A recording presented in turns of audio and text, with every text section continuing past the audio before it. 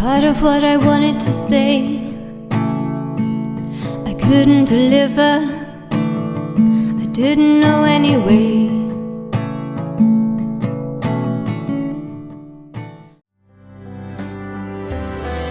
Such a bittersweet taste, such a perfect waste, oh, hiding in the back of my conscious state. Such a wonderful sound, such a beautiful way to hit the ground. I hear you call through the echoes of my mind.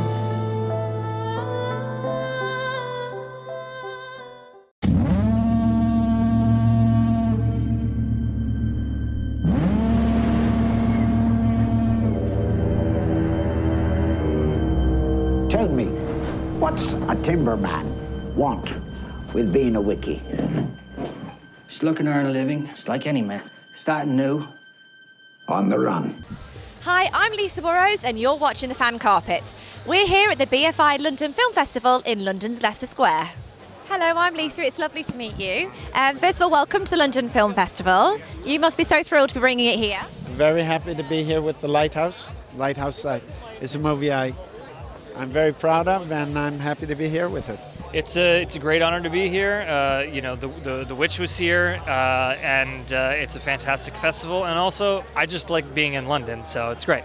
Especially when it's not raining. I don't mind. I just, New York's been so hot and miserable lately. A little gloom, a little rain. I don't care, as long as it's not boiling and sweaty. How did you feel about having the beard in the film? Because you've got a very expressive face when you act. Did that hinder you in any way, the fact that you had such a big beard? A big beard? I don't know. I've never had a beard that big.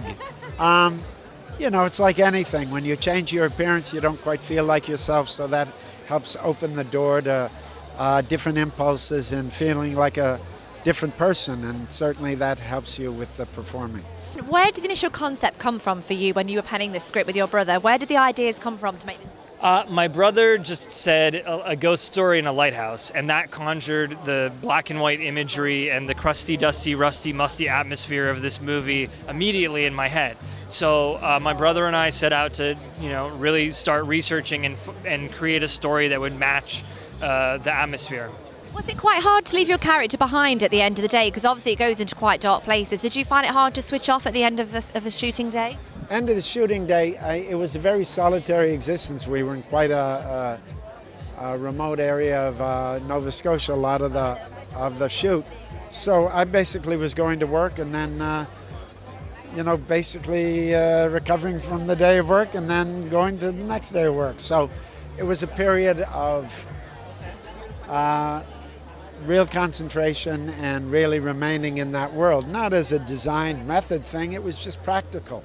And the film it's obviously black and white, and it feels quite boxy. It's almost like you're almost feeling claustrophobic, like you're stuck in all those elements with the cast. Was that something that you tried to do on purpose? Yes, of course. The more boxy aspect ratio, of course, harkens back to early sound cinema, but so that can hopefully transport us to the past. But yes, of course, if you're shooting vertical objects like a lighthouse tower and cramped spaces like the interior of these shacks, this is a great aspect ratio. And it's also, frankly, a great aspect ratio for capturing close-ups of two of the greatest faces that have ever been born, right? Yes, exactly. And we're speaking of Willem Dafoe. You couldn't imagine anybody else in that role. Was he always your first choice?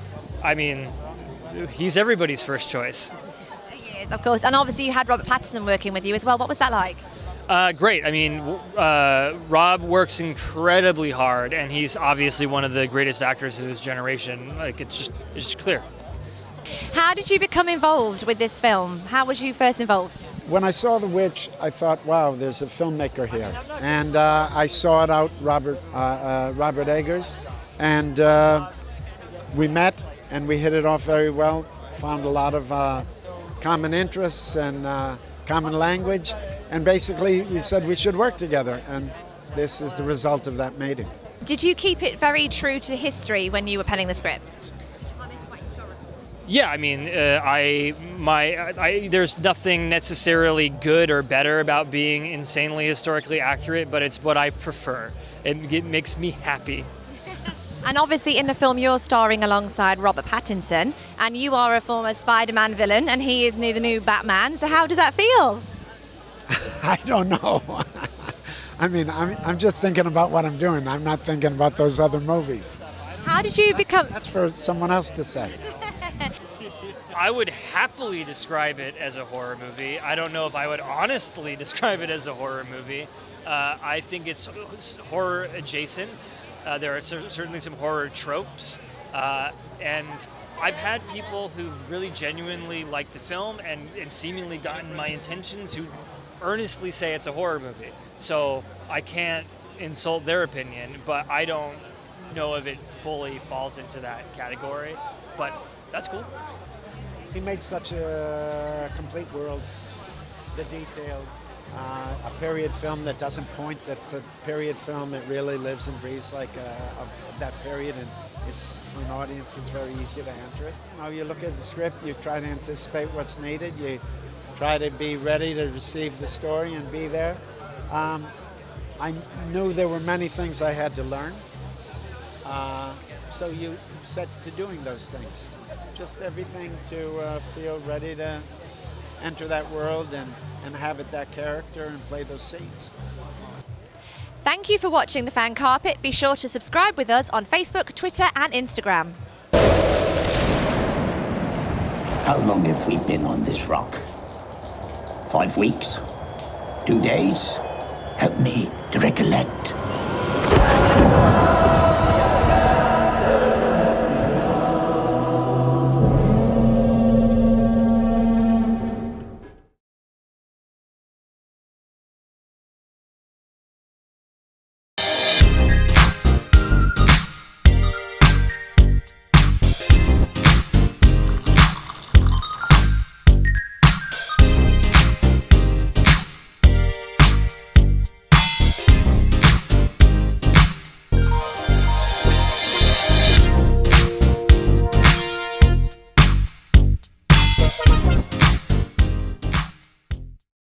I'm here on the largest of the Balearic Islands, Mallorca, with the turquoise waters of the Mediterranean Sea, beautiful mountainous landscape, the thriving city of Palma, quaint little market towns, a growing number of luxury hotels.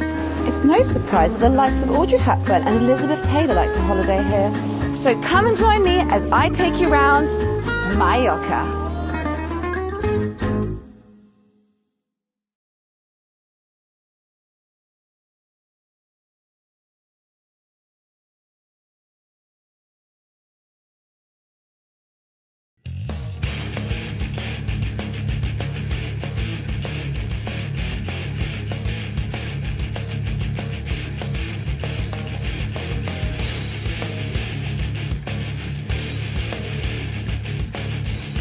Thank you for watching The Fan Carpet. If you like this video, be sure to click that thumbs up button at the bottom of your screen. And also be sure to subscribe to the Fan Carpet YouTube channels. They're absolutely free and so much fun too. Be sure to check out the official website, thefancarpet.com. Also, you can follow us on Facebook, Twitter, and Instagram to stay up to date with reviews, competitions, the latest news, and